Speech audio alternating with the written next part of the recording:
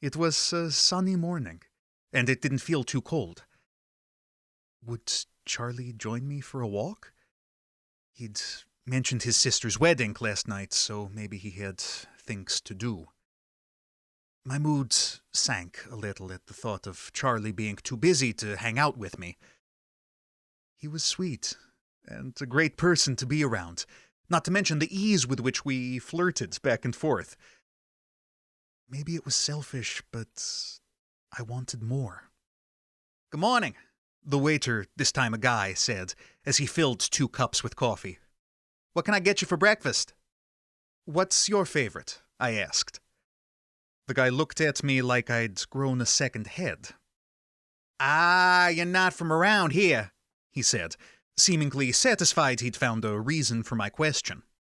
"Mama Ruth's pancakes are the best. If you have a sweet tooth, I'd go for the cinnamon and applesauce, but the bacon and maple syrup are also good." Charlie was biting his lip adorably while he looked through the menu as though he wanted to pick everything, but knew he couldn't possibly eat it all. "Can I get them both? They sound delicious, and I can't make up my mind." Charlie looked up, wide-eyed, but then he smiled and ordered the ham, cheese, and mushroom omelet with a side of chocolate chip pancakes.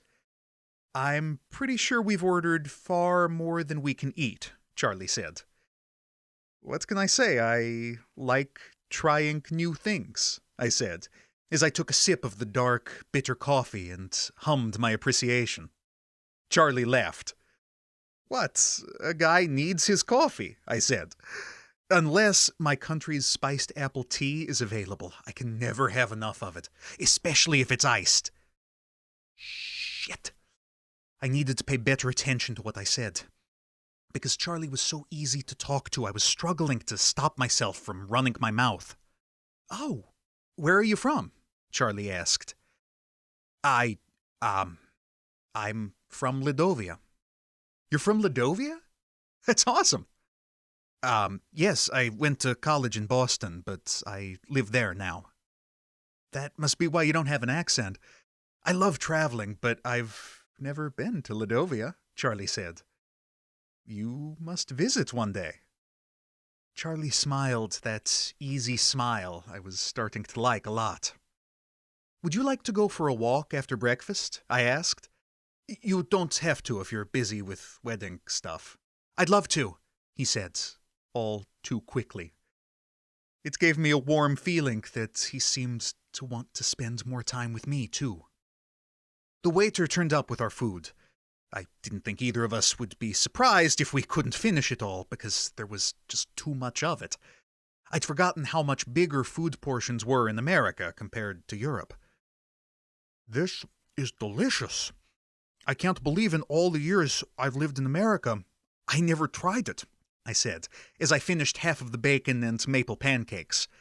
The sweet and salty flavors were strange to my palate, but after a few bites I understood why Americans loved the combination. "They still make the best pancakes in the world," Charlie said. He took a piece of his pancake into his mouth and let out an appreciative moan. I stopped my coffee midway to my mouth and nearly spilled it all over my t-shirt. "You okay?" Charlie asked. "Oh, yeah. Yes, just being clumsy." I adjusted myself in my seat to hide my body's reaction as a man wearing a yellow Benny's t-shirt approached our table. "Good morning, Charlie. Long time no see. Good morning, Chris. Just call me Chris." "Chris, this is Benny, the old man who tries to pretend he owns the diner," Charlie joked, but got up to give the man a hug. "He's right, too. Mama Ruth is the boss round here." He smiled even wider. "How were your pancakes? Been telling Mama to retire for months, so she's training someone new. Bless the kid, don't know how he hasn't quit yet." "Must be her sunny disposition," Charlie said, and Benny let out one of those belly laughs that come from so deep inside you can't help feeling happy too.